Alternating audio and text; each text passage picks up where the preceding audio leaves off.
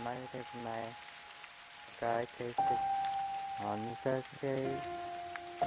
I love to drink now. On Season, Mali, Season, Mocha.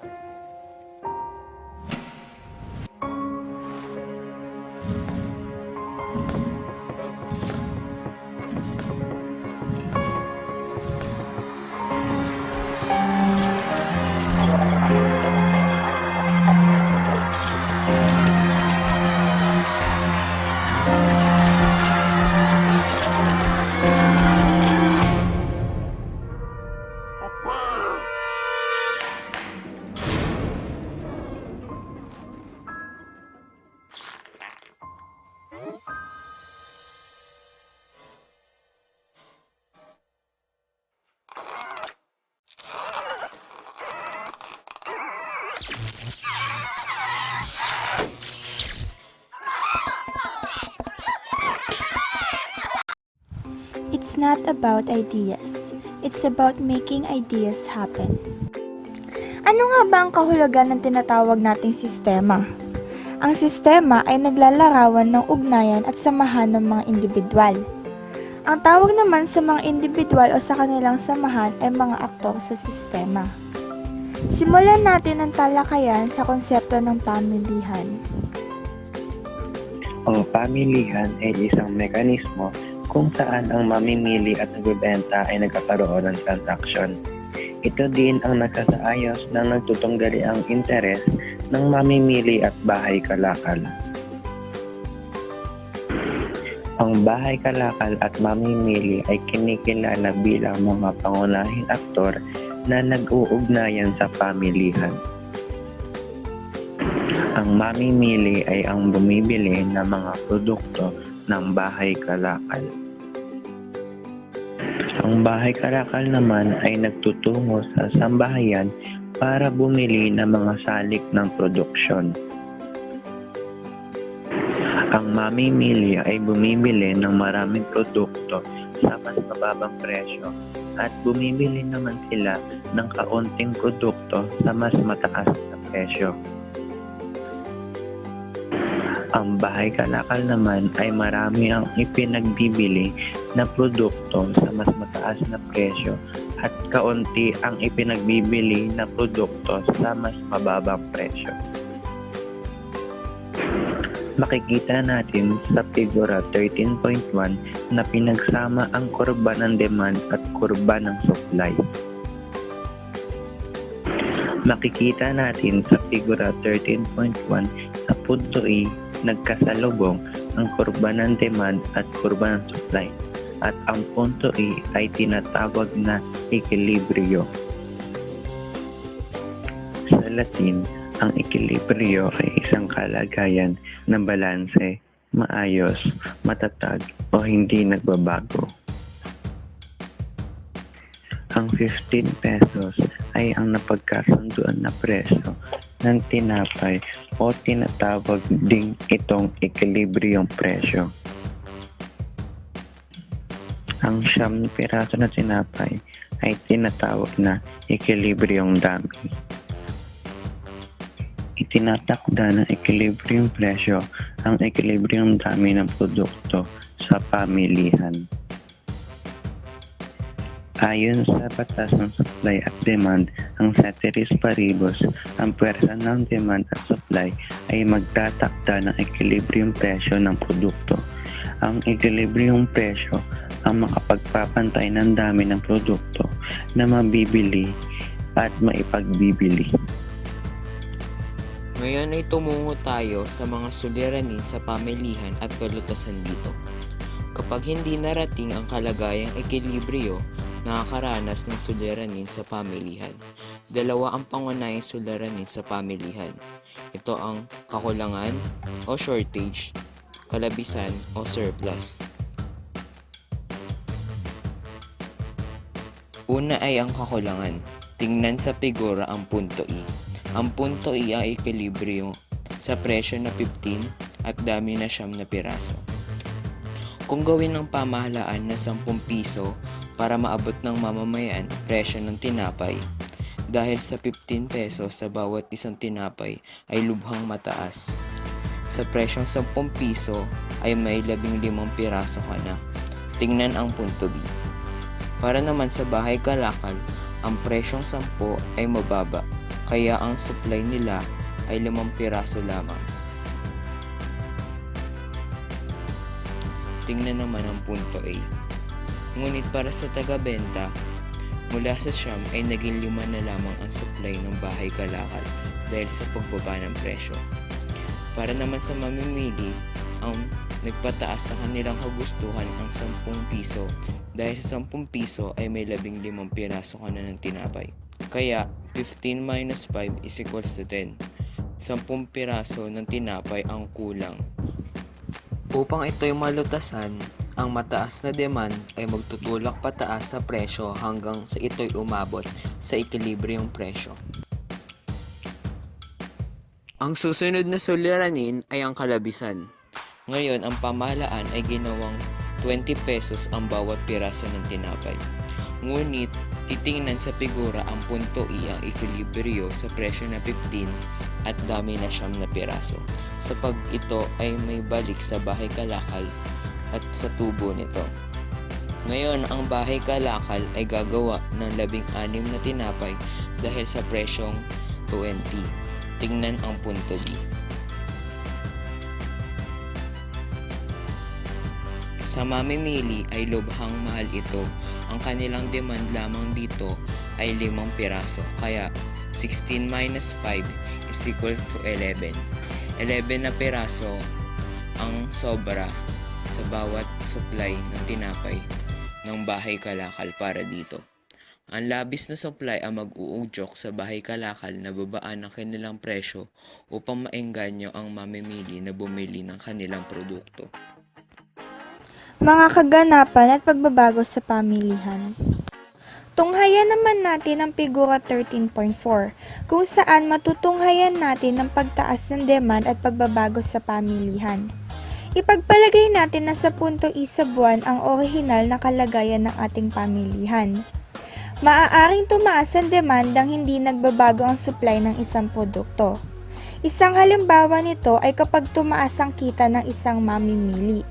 Ceteris paribus, ang kurba ng demand ay gagalaw pa kanan. Ibig sabihin, tataas ang demand dahil mas maraming mabibili ang mamimili sa mas mataas na kita. Ngayon, ang bagong equilibrium natin ay nasa punto I sub 2. Sa punto I sub 2 naman, tataas ang equilibrium presyo. Ang dating equilibrium presyo na 15 pesos ay magiging 18 pesos. Kinakailangan ito upang makapagpataas ng supply ang bahay kalakal. Sa pagtaas ng kita, makakayanan ng mamimili na maitaas ang kanyang demand. Dala naman nito ang pagtaas ng equilibrium dami ng tinapay. Mula sa 9 na piraso ng tinapay ay magiging 13 piraso ito. Ngayon, ang 13 pirasong tinapay ay ang bagong equilibrium dami. Pagkatapos natin talakayan ang figura 13.4, tumungo naman tayo sa figura 13.5, kung saan matutunghayan natin ang pagtaas ng supply at pagbabago sa pamilihan. Ipagpalagay natin na sa punto I sub 3 ang orihinal na kalagayan ng ating pamilihan. Maaaring tumaas ang supply nang hindi nagbabago ang demand ng isang produkto. Halimbawa nito ay kapag lumaganap ang efficient na teknolohiya sa industriya ng tinapay. Ceteris paribus, ang kurba ng supply ay gagalaw pa kanan. Ibig sabihin, tataas ang supply dahil mas maraming bilang ng produkto ang malilikha sa bagong teknolohiya. Ngayon, ang ating bagong equilibrio ay nasa punto I sub 4 na. Sa pakanan na paggalaw ng kurba ng supply, bababa ang equilibrium presyo sa 12.50 pesos mula 15 pesos. Maaaring ipakahulugan nito na naging mura ang tinapay sa pamilihan. Kapag mababa naman ang presyo, tandaan na tataas ang dami ng demand na tinapay. Ang equilibrium dami ay hahantong sa 13 mula sa 9 na pirasong tinapay. Ngayon, ang 13 piraso na tinapay ay ang ating bagong equilibrium dami.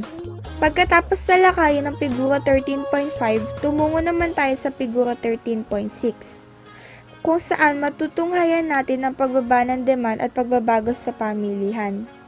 Ipagpalagay natin na sa punto isa buwan ang orihinal na kalagayan ng ating pamilihan.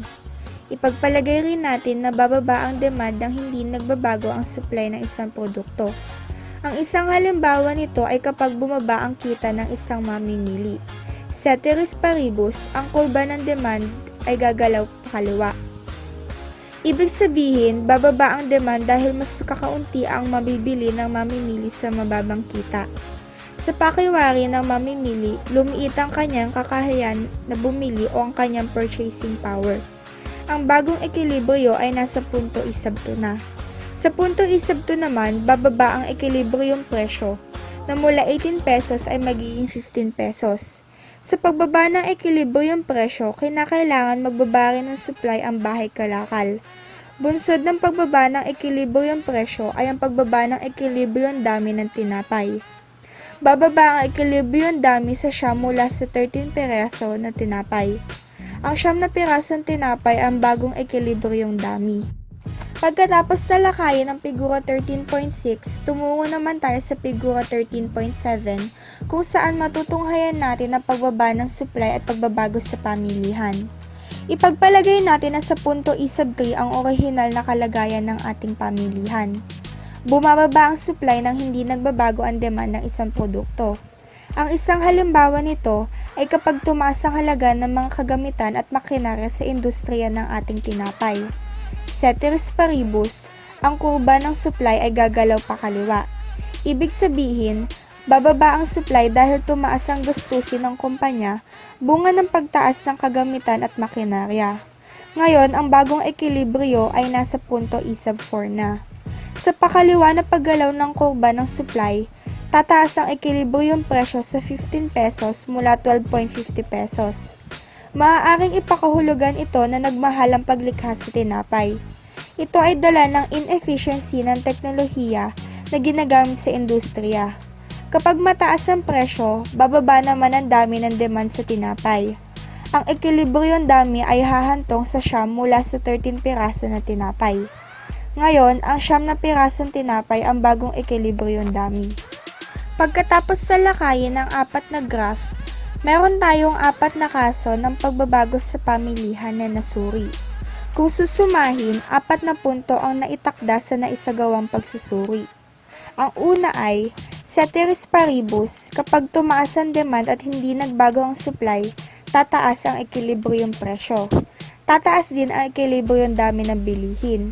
Pangalawa, ceteris paribus, kapag tumaas ang supply at hindi nagbago ang demand, bababa naman ang ekilibryong presyo. Tataas naman ang ekilibryong dami ng bilihin. Pangatlo, ceteris paribus, kapag bumaba ang demand at hindi nagbago ang supply, bababa ang ekilibryong presyo. Bababa rin ang ekilibryong dami ng bilihin. Ang huli naman ay ceteris paribus, kapag bumaba ang supply at hindi nagbago ang demand, tataas ang ekilibryong presyo. Bababa naman ang ekilibryong dami ng bilihin. Ngayon ay tumungo tayo sa huling tatalakayin para sa ika-13 aralin. Ito ay ang implikasyon ng pamilihan at presyo. Ano nga bang ekilibryong presyo ng bilihin? Ito ang halaga na binabayaran upang makonsumo ang isang produkto. May dalawang aspekto ang ekilibryong presyo. Ito ang personal na aspekto at ang panlipunang aspekto. Ang personal na aspekto ay tumutukoy sa halaga ng paglikha sa isang produkto na sinasang-ayunan ng mamimili sa pamilihan. Samantalang ang panlipunang aspekto ay ang halaga ng pagdedesisyon na sinasang-ayunan ng lipunan. Ang pamilihan ang nakakakalap ng mga kapakinabangan at halaga ng pagdedesisyon ng bawat aktor sa interaksyon ng supply at demand. Isinasaalang-alang nito ang mga nakalilimutan ng pagpapahalaga ng bawat aktor sa pagsasagawa ng desisyon lalo na kung ito ay patungkol sa pagsisinop ng mga gamit ng pinagkukunang yaman. Ang aktor ang nagdedesisyon ng mga nakababatay sa kayang maibigay ng limitadong pinagkukunang yaman. Ang pamilihang nasa ekilibryo ay walang masasabi na sila ay napagdamutan.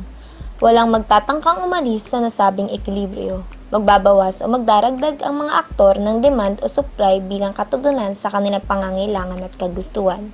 Sa kanilang desisyong isasagawa, handa silang managot. Ang mamimili ang nagbabayad sa nabibilhing produkto, samantalang ang bahay kalakal ay magbabayad ng mga halaga ng salik ng produksyon. Ang allocative rule ay ang paraan ng pagsisinop ng pamahalaan ng mga limitadong pinagkukunang yaman.